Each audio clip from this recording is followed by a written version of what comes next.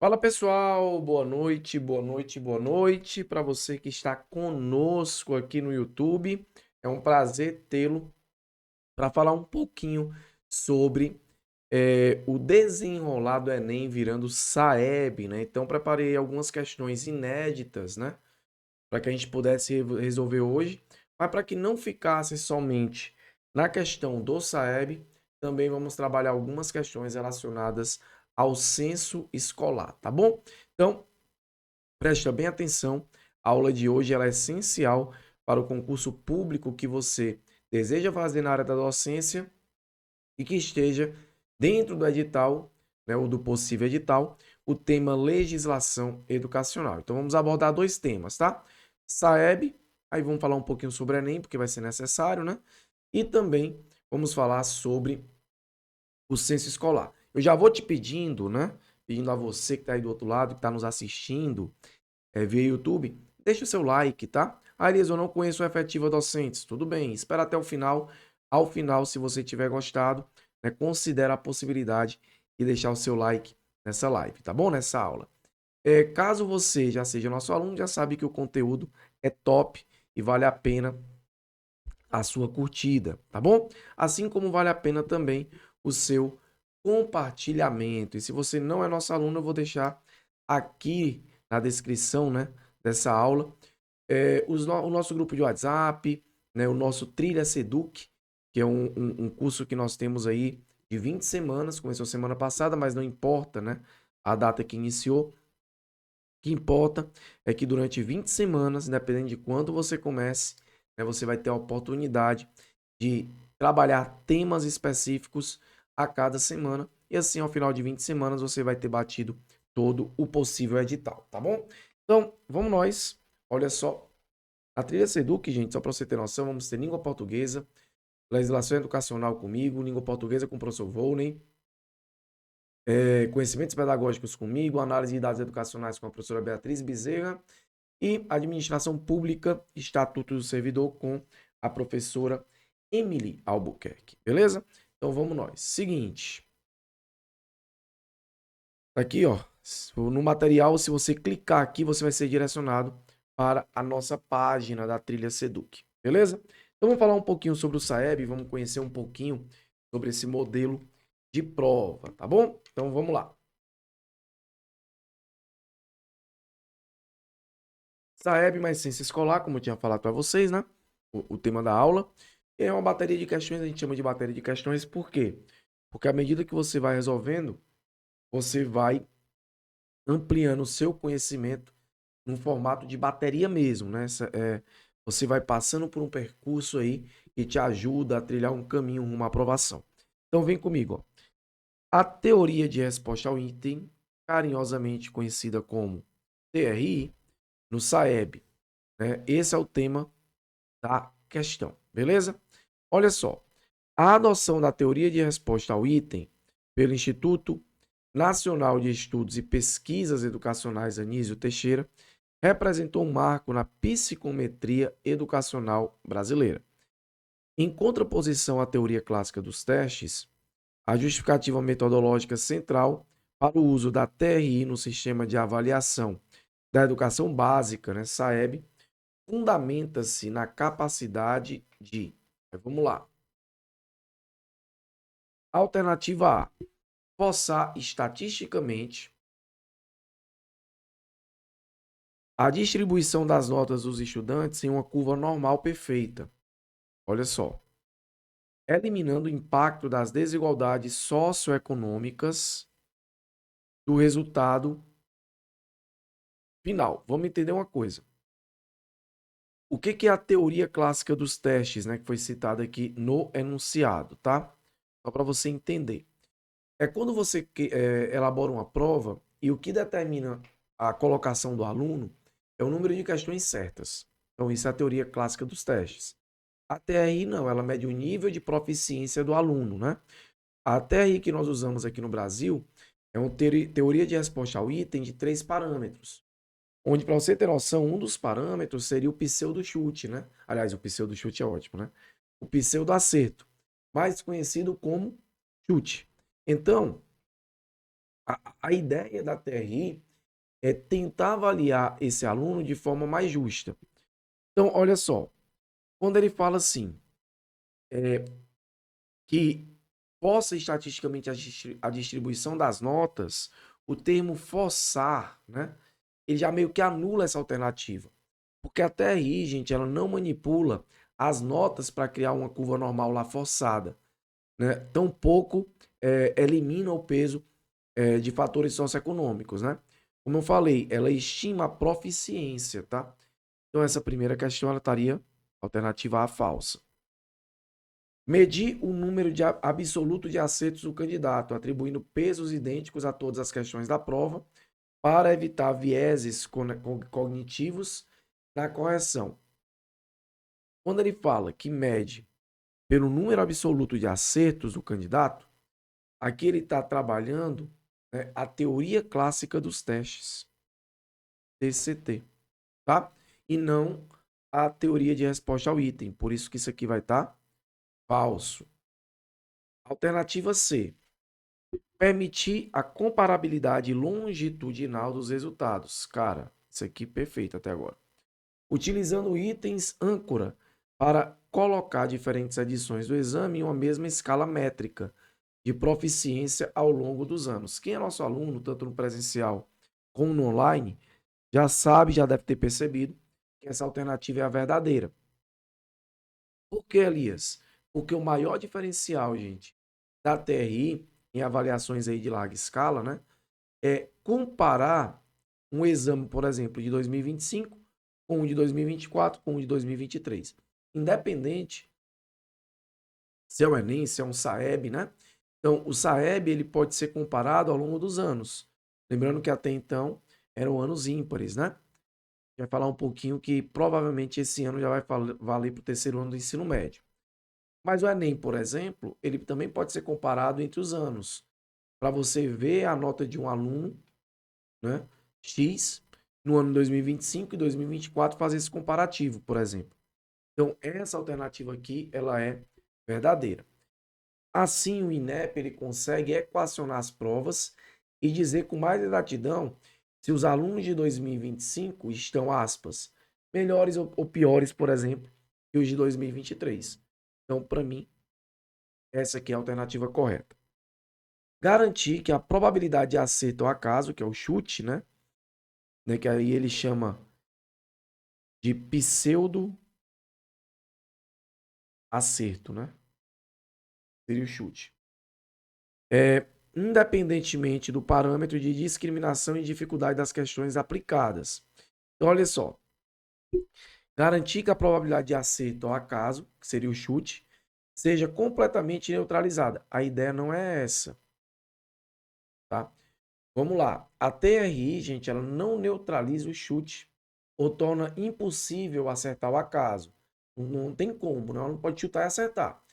O modelo matemático da TRI incorpora um parâmetro que é chamado de probabilidade de acerto ao acaso. Para considerar essa margem, para você ter noção, né, ele vai considerar o quê? Vamos supor que o aluno errou uma questão fácil na prova de matemática. E essa questão era ligada à potência, ou potenciação. Quando ele foi para uma questão difícil, que era uma de logaritmo, ele acerta, aí erra de potenciação. Só que para eu entender logaritmo, eu tenho que entender potenciação, senão não consigo. Então, não teria como, teoricamente, eu acertar a questão lá de logaritmo sem saber potenciação. Então, ele tem essa discriminação, tá bom? Então, mas essa alternativa vai estar falso, né? Por quê? Porque não tem como neutralizar o chute, né? Proibir que o menino chute ali, beleza? Então, a questão 1 realmente é a alternativa correta, né? Alternativa C, beleza? Agora, olha só. Aqui a gente vai falar sobre a arquitetura histórica do SAEB, tá? Antes da profunda reestruturação metodológica e de nomenclatura consolidada pela portaria número 366, 2019, que é o novo SAEB, né? O SAEB não era um exame único, mas sim um guarda-chuva. Eu gosto muito de utilizar esse termo, né, avaliativo, porque eram 3 provas, né?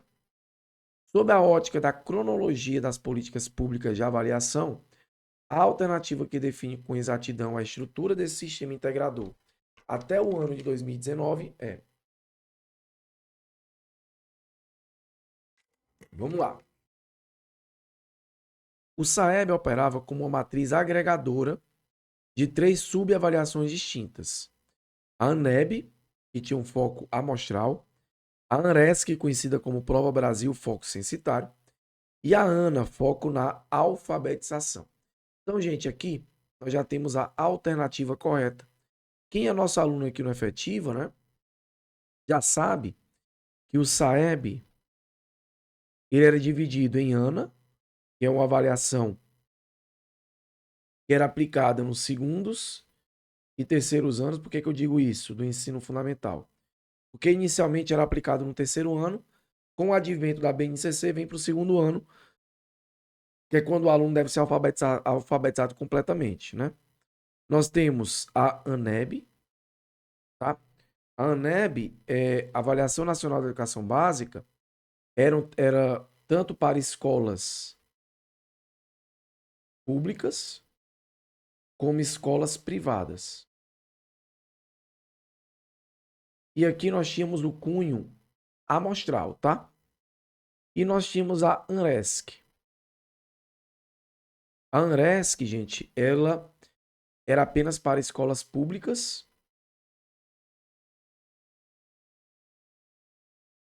tá? E ela era censitária.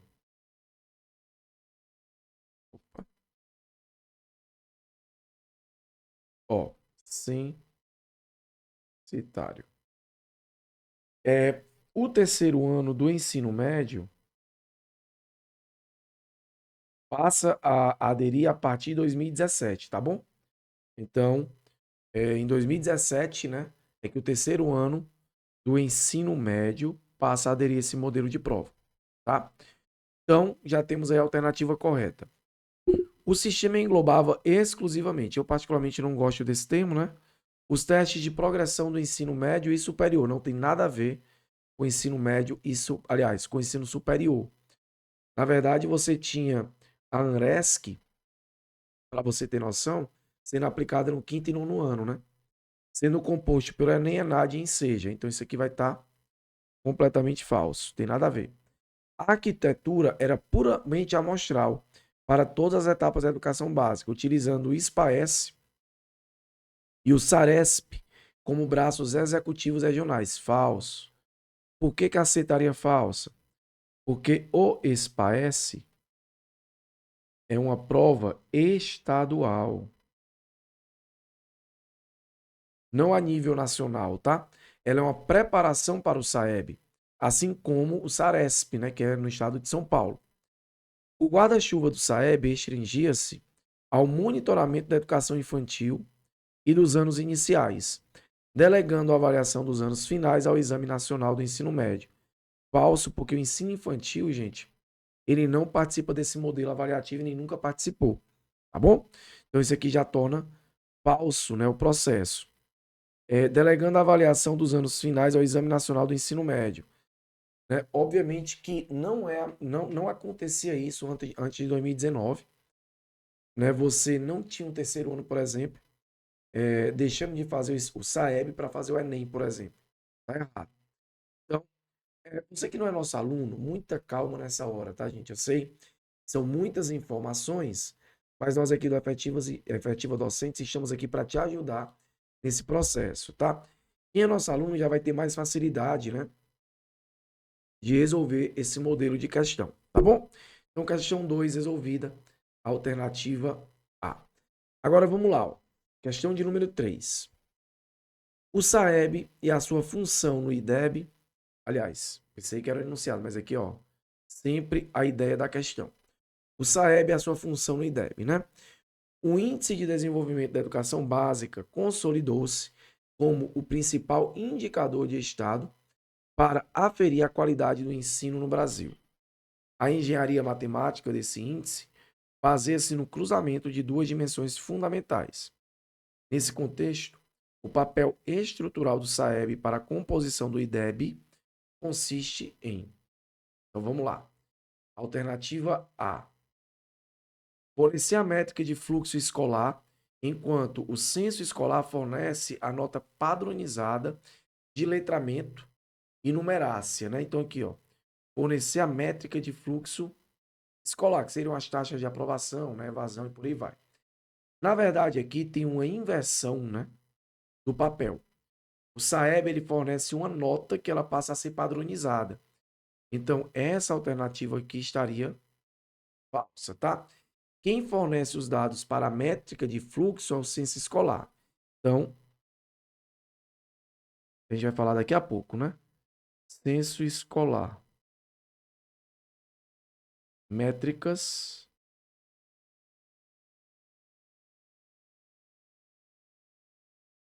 de fluxo, tá?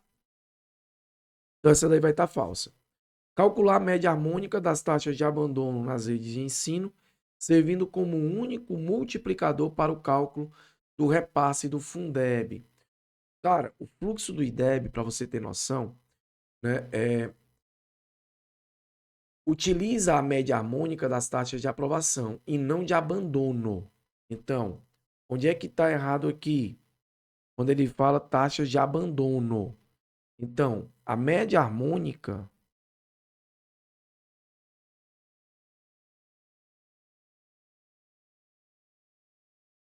tá? Ela vai estar ligada, para você ter noção, às taxas de aprovação.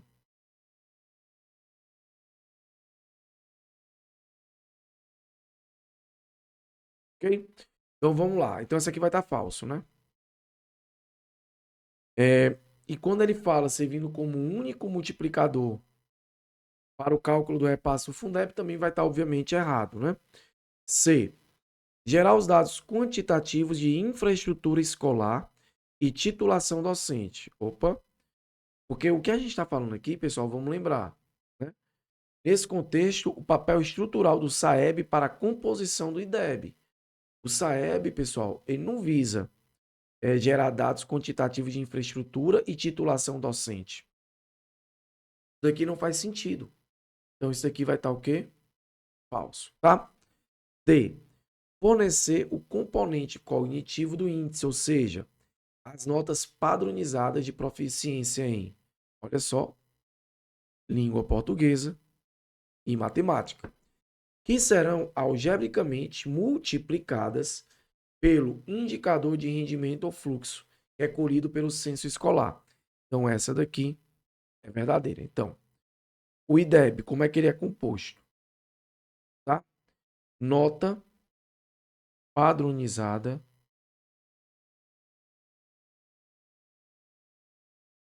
do SAEB. Beleza? Elias, por que você está falando isso? Padronizada, né? O termo padronizada. Porque é o seguinte, o SAEB ele vai criar uma nota. Vai lançar uma nota que é um nível de proficiência do aluno. Sei lá, de 0 a 500, né? Essa nota ele vai padronizar, transformando de 0 a 10. Para embutir dentro de um dos fatores, né? Dos dois fatores, para o cálculo do IDEB. Tá? E, né, o fluxo escolar, que vai variar de 0, chamar de F o fluxo, a 1. Tá? O 0 é o 0% e 1 é o 100%. Então, se ele conseguir 98%, 0,98. Esse é um dos motivos que as escolas brigam muito para ter o fluxo de aprovação em 100%, né? Que ela já garante um dos fatores ali como a nota máxima, tá? Então, questão aí resolvida. Alternativa correta, letra D. Beleza? Gente, coloca aí nos comentários se vocês estão conseguindo entender. Eu estou sendo claro. Se tá legal para vocês. Isso aqui é importante para a gente poder ter uma dimensão, né? Daquilo que a gente está produzindo, tá bem? Então, questão 3 resolvida aí. Olha só a questão 4. A ANRESC, que era conhecida como Prova Brasil, né? É o que a gente vai trabalhar nessa questão. Então, olha só, vou marcar aqui, ó. Vamos trabalhar a ANRESC. A Avaliação Nacional do Rendimento Escolar, ANRESC, popularmente consagrada pelo jargão metodológico Prova Brasil, foi criada em 2005 para suprir uma lacuna deixada pelo modelo anterior de avaliação. O diferencial técnico e político que justificou a criação da ANRESC no âmbito do SAEB foi. Aí olha só, gente. É interessante você dominar, obviamente, para esse modelo de prova, né, de questão, a partir de legislação, né? Alternativa A. A substituição da matriz curricular nacional por matrizes regionais, adaptando as questões aos contextos linguísticos de cada município avaliado, tá? Essa alternativa ela vai estar falsa, mas eu acho que é meio que óbvio isso. Porque como é que eu vou adaptar para cada região do país, né, uma matriz? Isso aqui é meio complicado, né, de fazer. Mas a ANRESC operava como? Ou com base, né, em uma matriz de referência nacional unificada. Então, essa matriz que ele fala era nacional,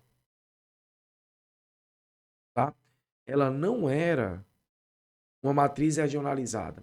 Então, por isso a alternativa está falsa, tá? Essa matriz, ela era unificada. Então, vou até colocar assim, nacional, porque está claro lá, né? Unificada, tá? Então, vai estar falso. Alternativa B. O seu desenho censitário, né, que é universal, para as escolas públicas com número mínimo de matrículas, permitindo pela primeira vez a geração de resultados específicos por unidade escolar e por município. Essa daqui é verdadeira. Porque quando eu tenho um resultado a nível estadual, municipal, né, eu passo, gente, a ter uma coisa que aí eu considero importante. O que seria isso, Elias, importante? Você considera o fato de poder avaliar de forma comum todo mundo. Então, ela foi criada em 2005. A grande inovação foi que todas as escolas públicas deveriam aderir, porque era de caráter censitário, né? E no caso, na época, que possuíssem no mínimo 20 alunos na série avaliada, tá bom? Hoje tem que ter no mínimo 10 alunos, tá? Então já teve essa alteração. Antes dela, a avaliação ela era amostral. Aí como é que você vai gerar um índice, né, de desempenho se você consegue avaliar poucos alunos dentro do país, né? Não faz sentido. Então, a alternativa correta, alternativa B. A sua aplicação voltada estritamente para a rede privada de ensino. Isso aqui eu não vou nem continuar lendo, né? Já está falso. Não era rede privada, era rede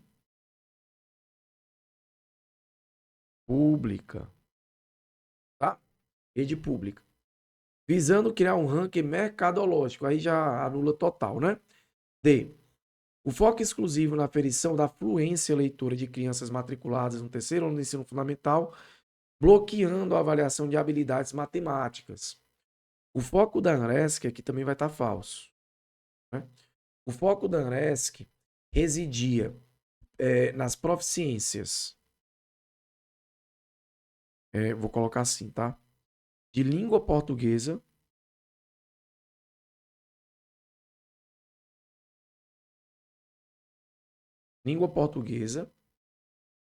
mais matemática. E nesse período era aplicada aos alunos de quinto ao nono ano. Aliás, quinto e nono ano, tá? Quinto e nono anos do ensino fundamental. Beleza? Então, cara, olha só. Essa alternativa, obviamente, vai estar falsa. Lembrando que o terceiro ano, né, do ensino fundamental, lembra daquele guarda-chuva? Ele vai ser trabalhado na Avaliação Nacional de Alfabetização, tá? E depois passa a trabalhar apenas o segundo ano e não mais o terceiro, tá bom? Então, alternativa correta, alternativa B. Vamos para a questão de número 5, né? Que aí já é sobre uma portaria específica, olha só, tá? Essa aqui é nova, viu? Essa aqui é nova. Essa aqui saiu ontem, tá? No dia, dependendo do dia que você esteja assistindo, né? O ontem não vai valer mais, porém, né? Saiu no dia 18, tá? 18 de maio, tá bom? Então a gente tá fazendo essa live aqui, essa aula, no dia 19 de maio. A portaria promoveu uma revolução na política nacional de avaliação ao integrar o Enem ao SAEP. Poxa vida, Elis, eu não estava sabendo disso, só se você não é nosso aluno, né? Por quê? Porque a gente já tem falado disso, ó, desde o começo do ano. Gente, o SAEB para o terceiro ano do ensino médio vai ser o Enem. Falta eles definirem só se vai ser em 2026 ou em 2027, né? Então vamos lá.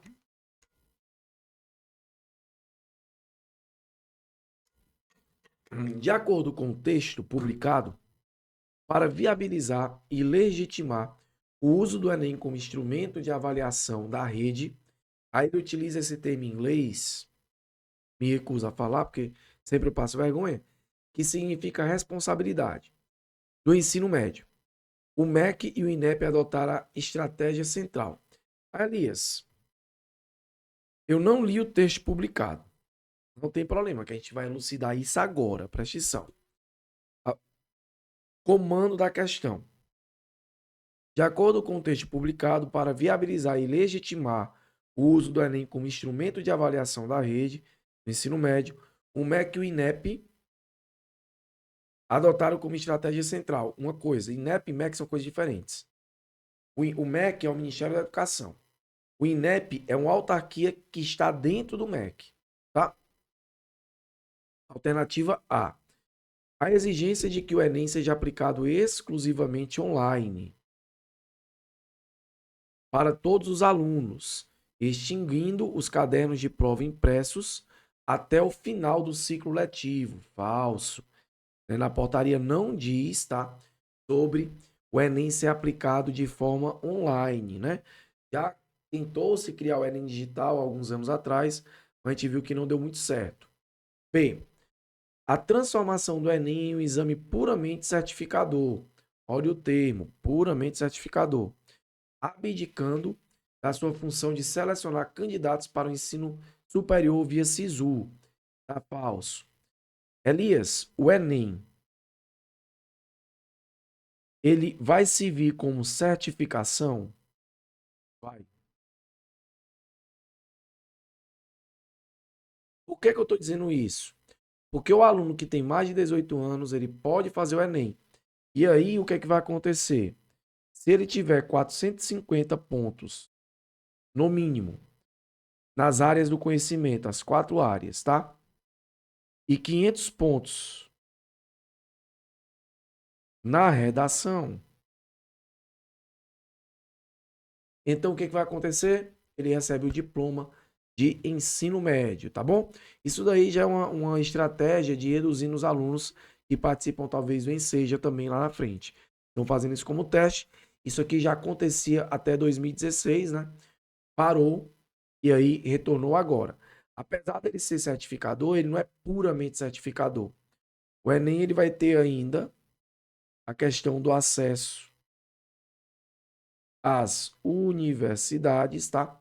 Por exemplo, né? Acesso ao FIES e assim por diante. Isso daqui eu não vou nem colocar agora para não, né? Porque o FIES é financiamento, depois a gente fala sobre isso, tá? Mas acesso às universidades públicas e eu vou colocar um aqui que aí vale mais, né? Que é o ProUni, tá? Que é justamente aquele programa Universidade para Todos, né? Onde o aluno ele atinge ali uma nota e ele pode angariar aí uma vaga onde o governo vai pagar a faculdade para ele, tá bom? Então essa alternativa aqui vai estar falsa. A inscrição automática dos estudantes concluintes na rede pública e o estabelecimento de uma meta de, no mínimo, 70% de participação para garantir a validade estatística do engajamento. Achamos a alternativa correta. Os alunos eles vão ser inscritos automaticamente, tá bom? Mas são os alunos, por enquanto, pelo menos da rede pública, ok? Por quê? Porque as informações da rede pública estão no sistema federal.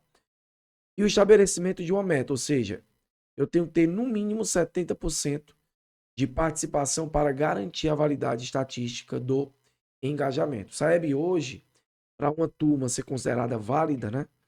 O SAEB hoje tem que ter 80% de participação naquela série. Beleza? Então, por isso que os diretores, coordenadores, fazem eventos, dentro da escola justamente para atrair o máximo de alunos possível. Então, alternativa, aqui eu coloquei falso, foi, gente, essa aqui é a verdadeira. Eu falei uma coisa e fiz outra. Essa aqui a alternativa é verdadeira. D. A transferência da responsabilidade de elaboração e correção do exame para as secretarias estaduais de educação, descentralizando a base de dados. Isso daqui vai estar, obviamente, né, falso. O INEP, ele mantém a sua prerrogativa constitucional de, vou colocar aqui, ó, INEP, de elaborar, aplicar, tá, e processar o exame, tá, a nível nacional. Então, isso aqui fica a cargo do INEP, então logo isso aqui vai estar o quê? Falso. Tá bom? Questão 5 aí, resolvidíssima, né? Mais uma questão. Gente, se você não deixou o seu like, mas está gostando aí da nossa aula, não esquece, dá o like, compartilha nos grupos ali de amigos professores que precisam, né, ver a importância, gente, desse assunto para a prova do concurso público, independente do concurso. Porque se é na área de educação, provavelmente vai cair questão sobre legislação educacional, tá bom? Vamos para a questão de número 6. A questão de número 6, olha só. Vamos lá. A gente vai falar sobre as competências, né, do INEP, tá? E a articulação, ok? O documento do MEC destaca as novas competências do INEP e a necessidade de articulação federativa e interinstitucional para a eficácia do novo SAEB. Tendo em vista o que determina a nova legislação descrita no texto, assinale a alternativa. Olha só, o documento do MEC destaca as novas competências do INEP, que é esse documento de 2026 já, que eu falei para vocês lá do dia 18, né? E a necessidade de articulação federativa e interinstitucional para a eficácia do novo SAEB. Agora vamos lá, o comando. Tendo em vista o que determina a nova legislação descrita no texto, assinale a alternativa correta. Alternativa A. A articulação federativa tem caráter punitivo. Isso aqui já vai anular a questão, né? Visando contingenciar os repasses do Fundeb para os estados que não alcançarem as proficiências exigidas pela BNCC e pelo Enem. Isso aqui vai estar o quê? Falso. Beleza? Então, a alternativa A vai estar falsa. A articulação federativa, gente, em nenhum momento, para você ter noção, assume caráter punitivo, tá? De contingenciamento, como diz aí, do Fundeb. Isso aí não fala. B. O SAEB será absolvido e substituído integralmente pelo SINAEPET, Sistema Nacional de Avaliação da Educação Profissional e Tecnológica, para os alunos que cursam ensino médio em tempo integral. Também está falso, né? A gente já sabe que quem vai absorver isso aí não é essa sigla, sim o Enem, né? O INEP tem a prerrogativa de definir unilateralmente os currículos escolares das redes municipais para garantir que os professores ensinem apenas o que será cobrado na prova. Isso aqui também vai estar falso, né? O INEP é o Instituto de Estatística e Avaliação. Ele não é um órgão, gente, deliberativo, né? De currículo. O currículo quem define são os entes federativos pautados, logicamente, na BNCC. O INEP, para você ter noção, ele vai alinhar a sua matriz avaliativa ao que já está previsto na própria BNCC. Por isso que isso aqui vai estar falso. E alternativa D. Compete ao INEP assegurar o rigor metodológico e o alinhamento das provas à BNCC. Perfeito. Devendo o SAEB atuar de forma articulada ao SINAEPT para garantir a coerência dos processos avaliativos da educação básica. Essa daqui é a alternativa correta, tá? Verdadeiro. Para você ter noção, o INEP, ele deve manter um alinhamento total das avaliações da BNCC e também trabalhar para promover uma articulação complementar com o ensino técnico. Até porque você já deve ter visto, né, que o Ceará deu o pontapé, aspas, inicial nessa questão também de ter escolas profissionalizantes, né, tudo isso. Por quê? Porque você está trabalhando também algo mais ligado ao tecnicismo, mas não quer dizer que você deixa outras habilidades de lado, não é isso. Na verdade, foca-se um pouco também na questão do mercado de trabalho, possamos dizer assim. Então, para mim, a alternativa correta, a alternativa D. Gente, vamos para a questão 7. Mas se você está chegando agora, seja bem-vindo. Talvez alguém tenha mandado aí no seu grupo de WhatsApp, né? No grupo aí dos professores. Cara, eu sou professor da rede estadual, sou professor de escola de ensino médio. Sei que tem um grupo, tem um subgrupo, tem um sub do subgrupo, né? Então, o grupo que tem a gestão, o grupo que não tem a gestão, o grupo que tem aqueles amigos mais próximos, envia para todo mundo para evitar briga, tá? Envia o link dessa aula para todo mundo e vai dar certo, todo mundo vai ser aprovado no próximo concurso público e a grande maioria na área de educação cai legislação educacional, para você ter noção. Então vamos aí, questão número 7, ciência escolar.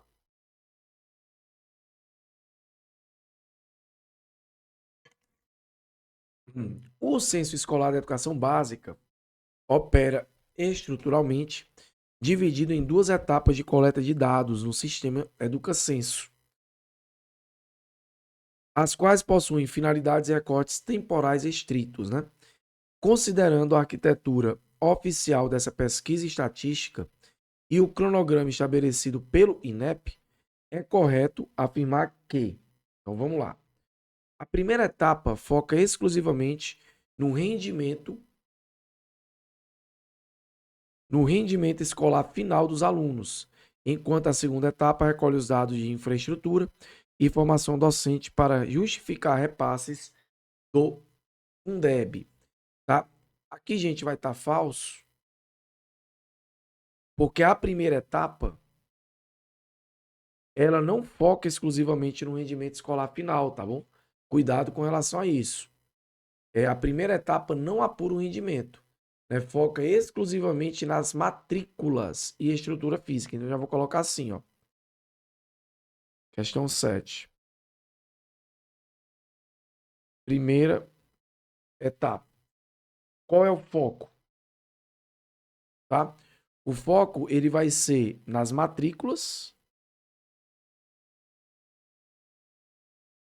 e na estrutura física.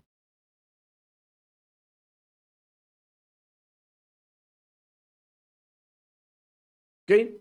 Aqui vai ser o foco do censo na primeira etapa. Então vai estar falso, né? Letra A. Letra B. A primeira etapa balizada por uma data de referência, né, que é o dia do censo, coleta de informações estruturais, vamos ver se bate, ó. Matrículas e de profissionais, perfeito? Enquanto a segunda etapa, né, o módulo situação do aluno, apura o rendimento e o movimento escolar, que aí seria aprovação, reprovação e abandono daqueles mesmos alunos previamente declarados. Perfeito. Então vamos lá. O censo escolar, vou colocar aqui na letra B, tá? Ele tem um ciclo rígido, ciclo bem rígido, né? A primeira etapa você vai ter, né, matrícula inicial, possamos dizer assim, né, que vai acontecer ali em maio, né, e tal, e tira um raio-x imediato do cenário educacional. Já na segunda etapa, você tem uma situação mais ligada ao aluno, né? Ocorre no início, para você ter noção, do ano seguinte. E qual é a missão disso tudo? É conferir o que aconteceu com os alunos informados na primeira etapa. Então, o diretor, a gestão vai lá e informa, né, dentro do EducaCenso, e no ano seguinte verifica se está tudo ok. Entre a primeira e a segunda etapa, o sistema ainda abre para alguma verificação da própria escola, algum ajuste ou algo do tipo, tá bom? Então, realmente é isso, né? Eu tenho que essa alternativa vai ser a verdadeira, tá? Só que aqui é o seguinte, aqui eu não coloquei, né? Mas também nós vamos ter profissionais, os profissionais também, né? Tá? É, deixa eu colocar aqui também a segunda etapa, para não ficar uma coisa, né? Segunda etapa. No caso da segunda etapa, é como eu disse, vai verificar-se a situação do aluno.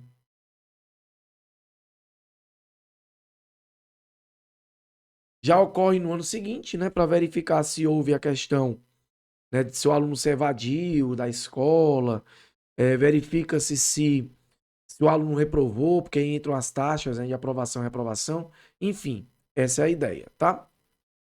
C. A segunda etapa do censo possui caráter meramente amostral e corretivo. Meramente, né? Eu não gosto dessa palavra também não.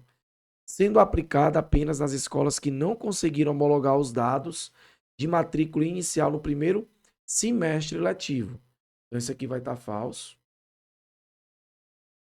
tá? A segunda etapa, gente, tem caráter censitário, né? Ou seja, universal, e não amostral, tá? Então, aqui é a segunda etapa, censitário, beleza? Ela é compulsória, né? Como a gente costuma dizer, para todas as escolas que informaram aí a matrículas na primeira etapa. Então, isso é importante frisar. E a alternativa D, o recolhimento de dados sobre a infraestrutura da escola e a apuração da distorção e idade séria ocorre simultaneamente em uma etapa única, centralizada em dezembro, visando o fechamento do ano letivo. Isso aqui também vai estar falso, porque os dados, gente, não são coletados em uma etapa única e simultânea, tá? Então, onde é que vai estar simultaneamente em uma etapa única? Isso aqui anula, né?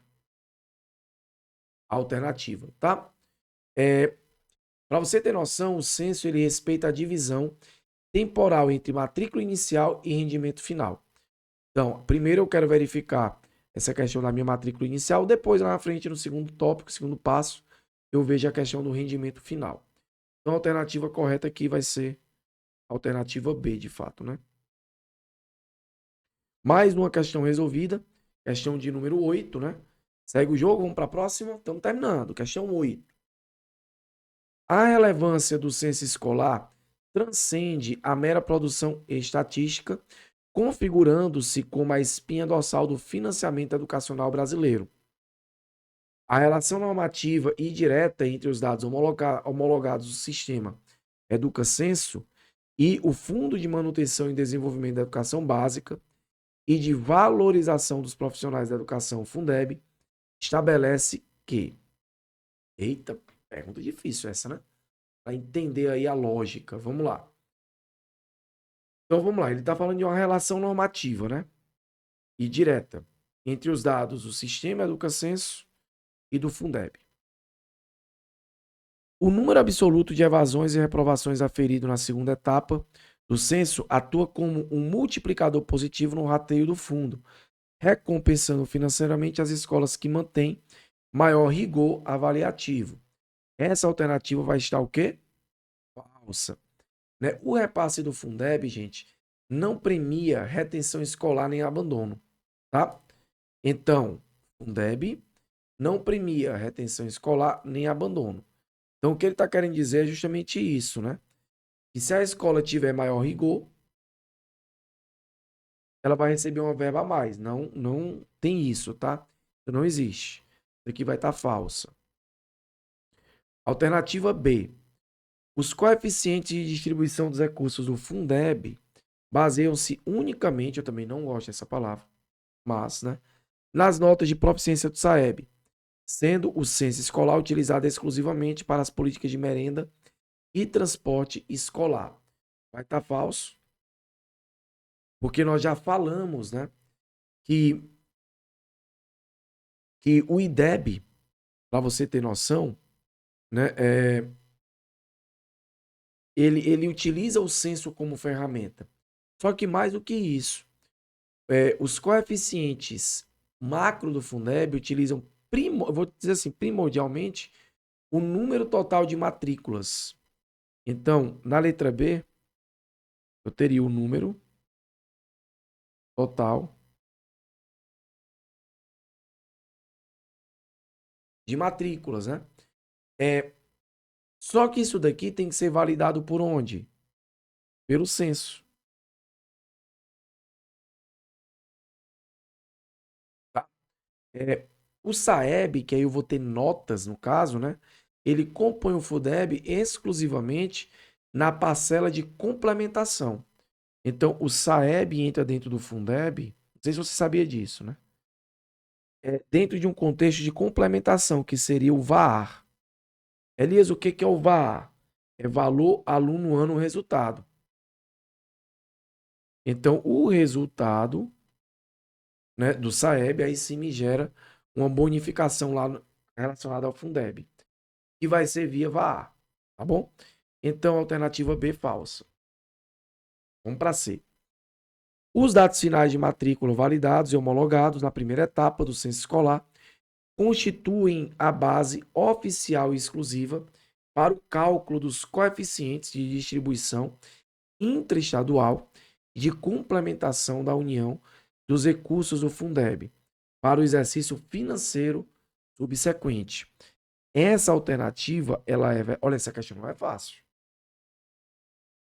Essa alternativa é a verdadeira.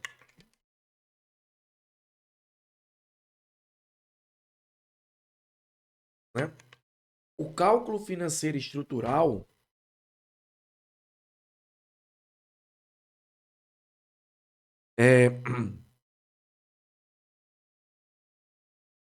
do Fundeb, né, que a gente está falando aqui, ele é realizado utilizando as informações de matrículas extraídas e homologadas exclusivamente na primeira etapa, tá bom? No caso aí do censo escolar, só que aí é relacionado ao ano anterior, tá bom? Então, realmente essa alternativa ela vai estar verdadeira. Deixa eu ver aqui a letra D, né? As matrículas da rede privada com fins lucrativos, desde que declaradas corretamente e sem duplicidade do sistema do INEP, passam a ser contabilizadas no cômputo da rede municipal para o recebimento de verbas federais do Fundeb. Cara, escolas privadas de caráter mercantil, ou seja, com fins lucrativos, ele deixa claro isso, tá? Não entram no cômputo da rede pública. É para recebimento de verbas aí de manutenção do Fundeb. Então, isso daqui, obviamente, será o quê? Falso, tá? Vamos para a questão de número 9. O preenchimento, estamos chegando ao final, tá, gente? Aguenta aí. O preenchimento do sistema EducaCenso exige rigor e fidedignidade, dado o seu altíssimo impacto em políticas públicas, repasses financeiros e composição do IDEB. Aqui ele fala 3 situações importantes. No tocante à governança de dados e à responsabilidade legal pelas informações declaradas do censo escolar, a legislação educacional determina que, letra A responsabilidade primária pela veracidade, atualização e inserção das informações no sistema recai de forma personalíssima sobre o diretor ou dirigente da unidade escolar, respondendo também de forma solidária os gestores dos sistemas estaduais e municipais de ensino. Gente, já achamos a alternativa correta, né? Vai ser a alternativa A. De acordo com a legislação da EducaCenso, que inclusive, se você entrar no site do INEP, né, eu acredito que eles vão manter até pelo menos sexta-feira isso lá, né, você rola lá a barra, você vai perceber no documento, eu tirei as questões desse documento, obviamente, né, falando dessa legislação. Lá é claro, né? O diretor/gestor escolar é o responsável direto, civil e administrativamente. Então você tem, né, o diretor, aqui na alternativa A, né? o diretor barra gestor, né? Ele é responsável direto. E aí é cível, né? E administrativamente, tá? Ele vai ser responsabilizado de duas formas, né? De forma aí administrativa e civil, né? Pelas informações inseridas no sistema. Então, informações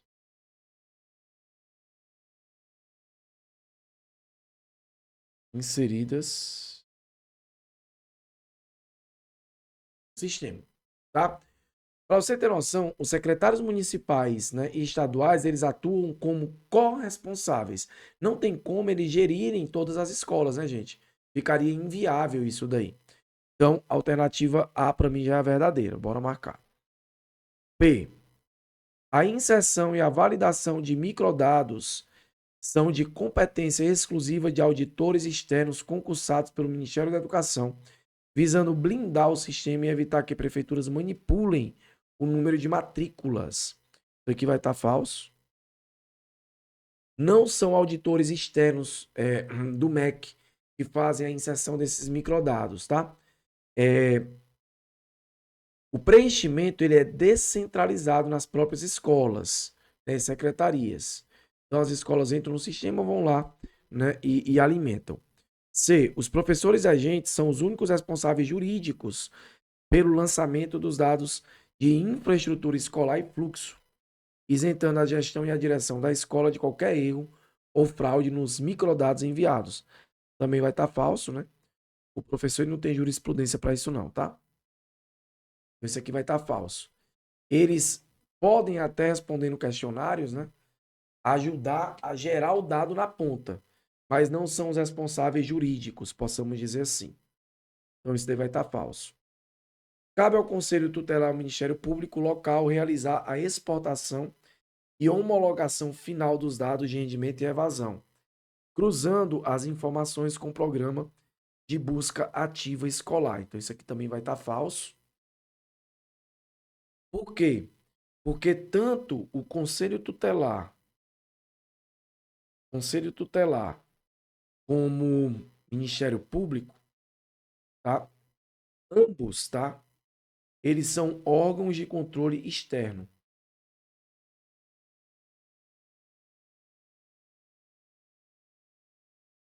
De controle externo. Né? E aí, outra coisa também importante para eles, com relação a eles, é que eles envolvem a proteção de direitos, né?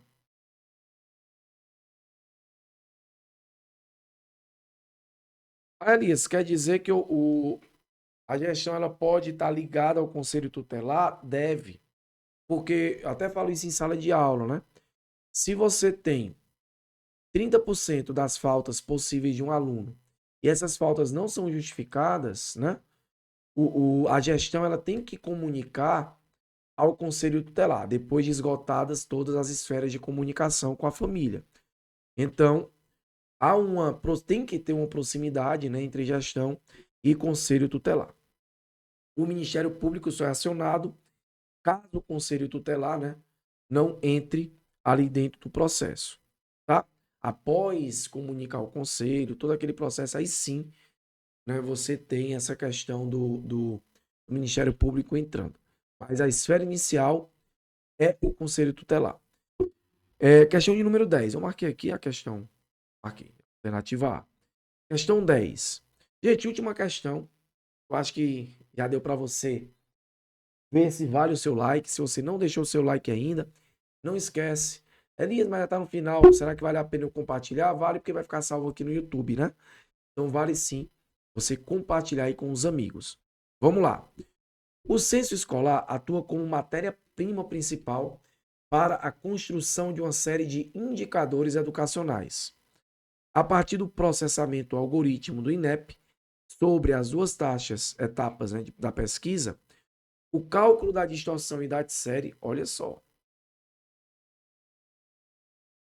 e a taxa de abandono escolar são extraídos e consolidados, respectivamente.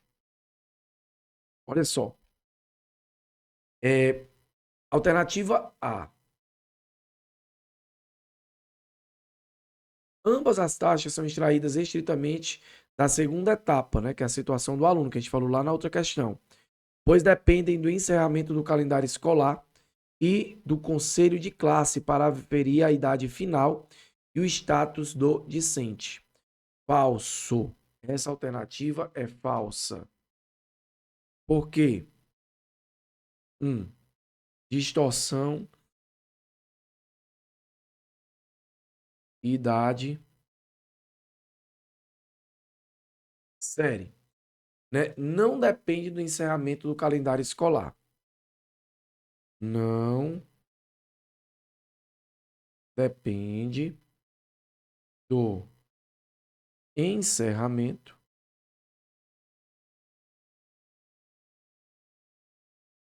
do calendário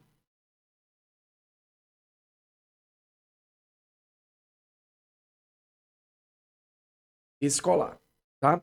Então, isso aqui vai estar falso. B. A taxa de distorção em idade série é medida por meio dos questionários socioeconômicos do SAEB, ao passo que a taxa de abandono é mensurada pelo Educacenso exclusivamente no ato da abertura das turmas. Falso. Ambas as taxas, tá?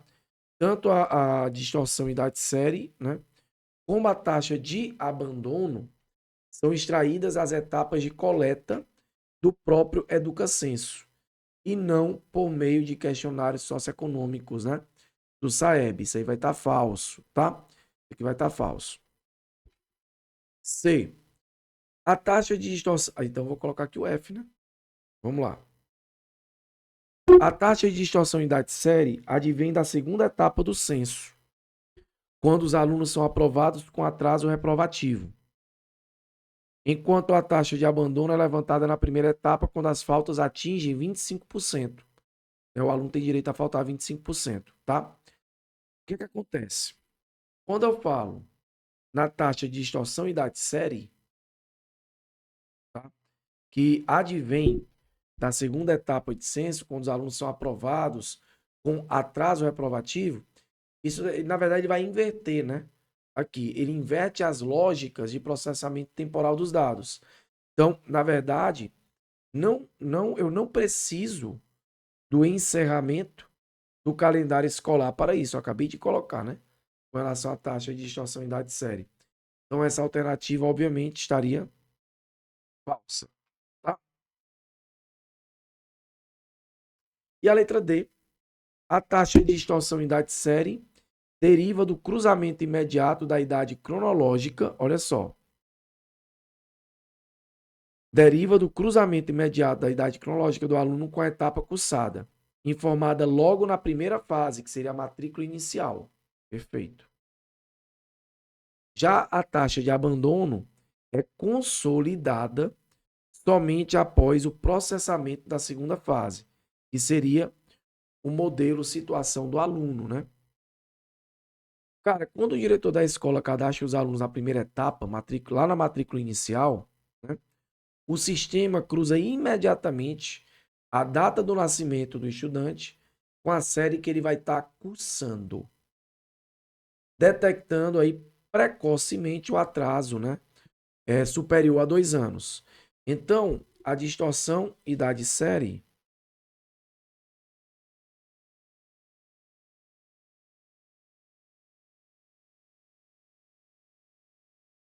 ela é configurada a partir acima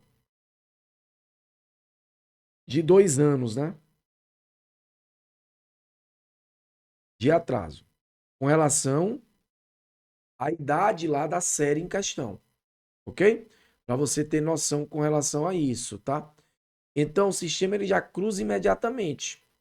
Não tem para onde correr, não.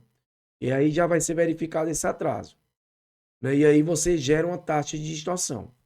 Já a taxa de abandono, por sua vez, né, só pode ser matematicamente consolidada na segunda etapa, que é com relação à situação do aluno. Quando a escola informa definitivamente se o aluno permaneceu ou desligou, né, ao longo dos meses letivos ali. Então, eu sempre digo isso em sala. A matrícula, ela não é só um efeito estatístico, né? Ela tem um efeito jurídico. Então, ela é uma espécie de contrato. Então, a seriedade com relação à matrícula deve ser grande, obviamente. Então, aqui, alternativa correta, alternativa D. Beleza? Gente, chegando ao final aí, da nossa live, da nossa aula, quero convidar você, caso você não conheça, né, a participar. Nós temos outros modelos da Seduc, temos um curso completo, e a nossa meta é colocar ali próximo de 100 aulas, né, até a data da prova. Na verdade, a gente já está finalizando, né, esse processo, para você ter noção. O professor de língua portuguesa já finalizou as gravações, a professora Emily também, eu estou finalizando, né? Porque eu estou com 2 frentes, né? A gente já está finalizando as gravações para tentar entregar tudo ali até o comecinho de junho, né? Essa é a ideia. Gente, para você ter noção, a gente criou também a trilha Seduc, né? Que é uma trilha, o nome já está dizendo, com questões semanais. Toda segunda-feira a gente envia para você na plataforma, né, da trilha um banco de questões, 15 questões, em PDF, na segunda, juntamente com um banco de questões sobre aquele assunto, né? Em parceria com Estratégia Concursos. Na quinta-feira, a gente disponibiliza a solução das 15 questões em PDF. Cara, não tem como dar errado. Por que não tem como dar errado, Elias? Simples. Porque a gente está entregando, né, tudo de mão beijada para vocês. Toda semana um assunto novo, alguns assuntos novos, né, aí são abordados para que você possa, dentro do seu dia a dia, dentro dos horários que você tem, estudar somente aqueles assuntos sem sobrecarregar você, né, que é pai, que é mãe, que tem 10, 15 turmas muitas vezes, diário aí com chamada para fazer, provas para elaborar, provas para corrigir, é muita coisa. Então, se você separar aí 2 ou 3 horinhas da semana para ir estudar com a gente, eu tenho certeza que você vai se preparar bem até o edital. Aí depois do edital, não. Aí depois do edital a gente tem que rever tudo que a gente viu anteriormente, né? E óbvio, melhor do que qualquer coisa, é revisar de forma aprofundada, visando chegar na prova, né, da melhor forma possível. Tá bom? Nós aqui do Efetiva queremos ajudar você. Então, no nosso material aí, você já vai encontrar aqui, ó, o clique aqui, e aí você vai ser direcionado para a página onde eu te explico direitinho como que funciona. Lá vai estar dizendo que começou dia 11, mas como é por semana, não tem problema, tá bom? Não tem problema algum. Por quê? Porque a gente vai entregar para você um conteúdo semanal. Então, se você começou no dia 11 de maio ou outro dia, tanto faz. O que importa é que você cumpra os prazos, tá? Gente, obrigado pela participação de vocês, obrigado por vocês estarem participando dessa aula. Quando sai uma novidade, nós aqui do Efetiva queremos da melhor forma possível entregar essa novidade para vocês em forma de conteúdo. Então, por isso que eu sempre peço, compartilha, curte, comenta, né? Divulga esse projeto aqui no YouTube também, porque eu tenho certeza que mais pessoas vão ser atingidas. Olha o nível das questões que eu trouxe para vocês aqui hoje, né? Gente, valeu, grande abraço. Aguardo vocês aí na Trilha Seduc, no nosso curso completo, na nossa mentoria da matemática, né? A gente também tem uma mentoria para professores de matemática. Enfim, né? A gente vai se encontrar, eu tenho certeza, aqui no Efetiva, e você vai ser efetivo ou efetiva ainda em 2026. Valeu, grande abraço, aguardo vocês lá no nosso curso na Trilha Seduc. Tamo junto, hein?